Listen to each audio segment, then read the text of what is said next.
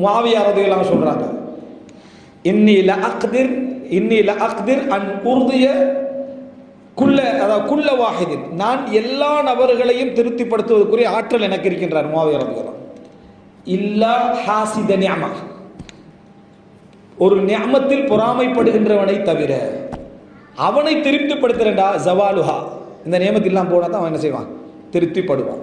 உங்களில் ஒரு பொறாமப்பட்டான் வைங்களேன், அவன் பொறாமப்பட்டுட்டான்டா, அவன்கிட்ட நீங்க எவ்வளவு அறிவு வளர்ந்திருந்தாலும் சரி, அவன் உணர்வு பூர்வமானவனாக இல்லாம அறிவை முற்படுத்தக்கூடியவனாக இருந்தாலும் அவன்கிட்ட நீங்க நியாயத்தை எதிர்பார்க்க இயலாது.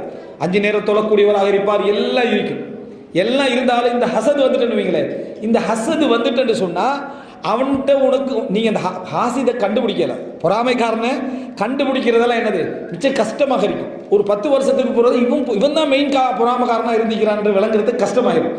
ஸோ அவனை நீங்க திருப்திப்படுத்துறது கஷ்டமாகவே இருக்கு. பல இடங்களில் நீங்க நியாயங்களை சொல்லியிருப்பீங்க, இதுதான் பிரச்சனைக்கு காரணமாயிடுச்சு, இல்லை உன்னிட்ட தான் நான் ஒரு பிழையை பார்க்குறேன், நீங்க உங்களை குற்றவாளியாக்கி நீங்க ஒரு குற்ற உணர்வோட தெரிவிங்க.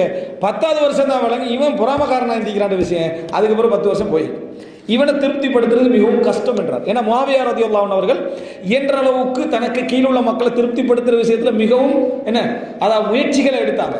இவரை என்னால் என்ன செய்யலாது, திருப்திப்படுத்த முடியாதுன்னு முஆவியா ரலியல்லாஹு அன்ஹு சொல்றாங்க. எனவே அறிவுள்ள மக்களாக இருந்த உணர்வுள்ள மக்கள், உணர்வு சார்ந்த மக்களை பொறுத்த வரைக்கும் அது வேறு. அறிவையே முற்படுத்தக்கூடிய ஒரு 25-30 பேர் உங்களுக்கு கிடைச்சிட்டாலும் ஹாசிது நிஅமாவாக இருந்தால், உங்களை சூழ உள்ளவர் ஒரு பொறாமைக்காரராக இருந்தால் மிகவும் கஷ்டம். அவருடைய பண்பாடு, அவருடைய இஹ்லாஸ், அவருடைய தக்வா எல்லாம் உங்களை என்ன செஞ்சிடும், ஒரு பொறாமைக்காரனை என்ன செஞ்சிடும், மறைச்சிடும்.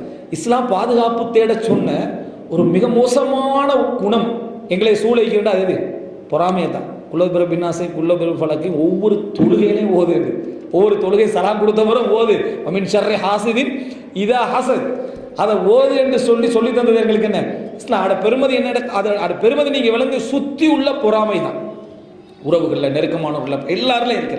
2வது, இந்த அறிவுள்ளவர்களுடைய விஷயத்தில் நீதி நியாயத்தை நீங்க அவர்கள் சூழலாக எதிர்பார்க்க முடியாது போற காரணம், அறிவு நல்ல விளக்கம் இருந்து என்னுடைய நியாயங்களை புரியக்கூடிய ஆற்றல் உள்ள வேறு உணர்வை முற்படுத்த மாட்டாரு, அறிவைத்தான் முற்படுத்துவார் என்றால் அவருக்குள்ள பிரச்சனை என்ன தெரியுமா, கிபிர், பெருமை இருந்துட்டு வைங்களேன்.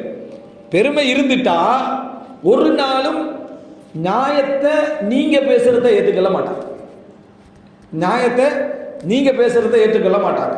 இந்த பெருமையுடைய ஒரு சகோதரர் சொல்லுவார், பெருமையுடைய அண்ணன் தம்பி எழுக்கிறாங்களே, பெருமையுடைய அண்ணன் தம்பிகள்னா பெருமை இல்லாது ஆனா தன்முனைப்பு சிந்தனையா இருக்கு. எப்ப பார்த்தாலும் அவரை வச்சுதான் உலகத்தை யோசிக்கிறது, உலகம் ஏன் முன்னேறுதுண்டா அப்படின்னு